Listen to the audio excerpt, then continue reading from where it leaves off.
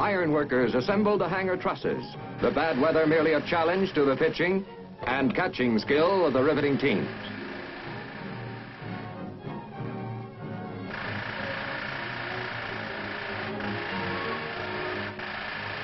Wall frames and hangar trusses were raised into position.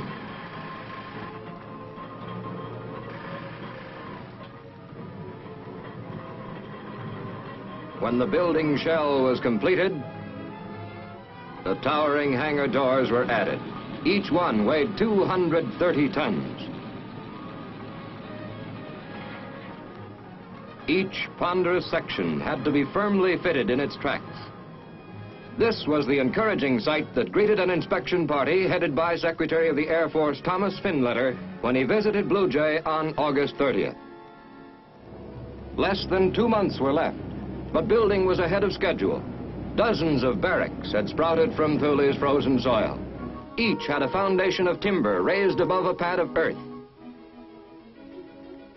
The floors of all living quarters were stuffed with insulation and covered with plywood.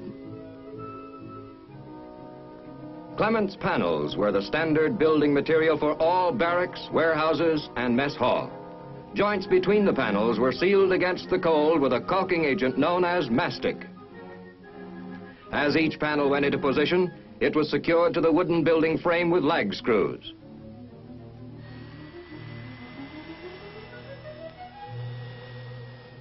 As soon as these buildings were completed, workers moved in from their quarters aboard the ships, which then left for home.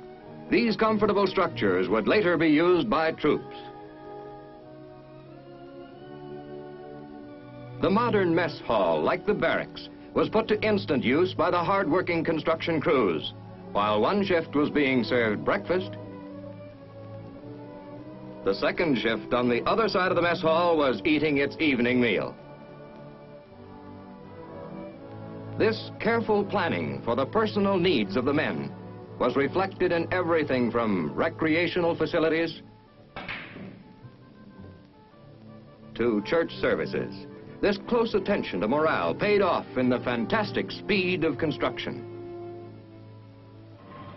Work crews raced against the waning light and the increasing cold, hurrying to meet the deadline, now only a few weeks away. 3 distillation plants and their storage tanks to brew drinking water from the salt sea popped up magically, along with vehicle storage buildings, salvage building, crash wagon station. On October 1st, with about 20 days left to go, Blue Jay was host to Lieutenant General Curtis LeMay, Chief of the Strategic Air Command. Briefed by Colonel Clarence Renshaw, Northeast District Engineer, he carefully studied the base. The final touches were put on the airstrip. A top coat of asphalt was laid down.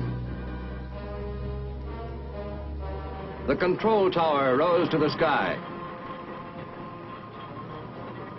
Electric light cables were paid out. And the runway lights were planted in the ground. The long Arctic night was closing in. Warning shadows deepened on the frigid peaks that surrounded Blue Jay. The waters of Thulé Harbor disappeared as ice choked the bay.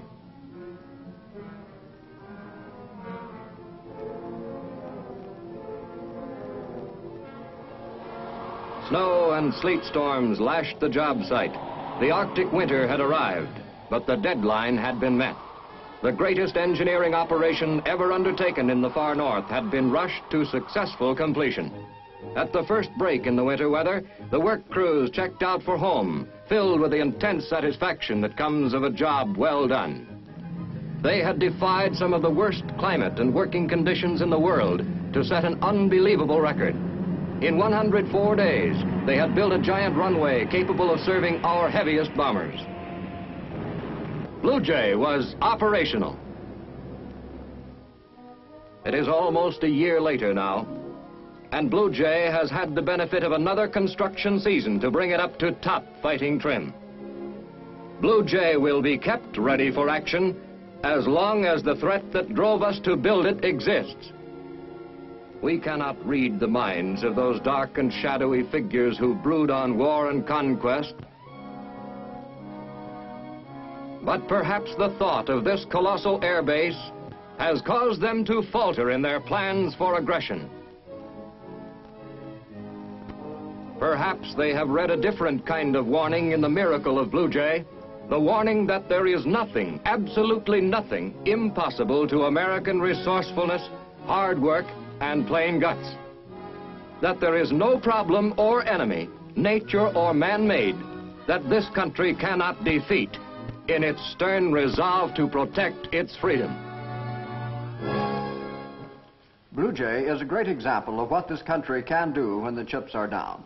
It should be an inspiration to all Americans, our friends and allies.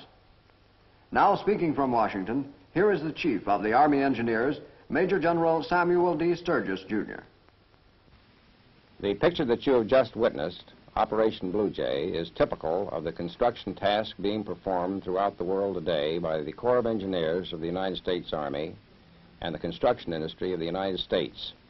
In this day and age, this country must be prepared immediately to defend itself. Fortunately, we have a unique arrangement in our system whereby the civil works of the country are constructed in every state in the Union by an organization in being known as the Civil Works of the Corps of Engineers.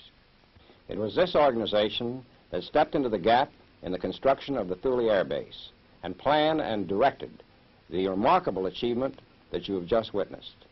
In fact, the Corps of Engineers, your Corps of Army Engineers, stands ready in the future to meet crises just as it has in the past, both in peace and war, for the development and for the security of our nation. The Big Picture is a weekly television report to the nation on the activities of the Army at home and overseas. Produced by the Signal Corps Pictorial Center. Presented by the U.S. Army in cooperation with this station. You can be an important part of the Big Picture. You can proudly serve with the best equipped, the best trained, the best fighting team in the world today, the United States Army.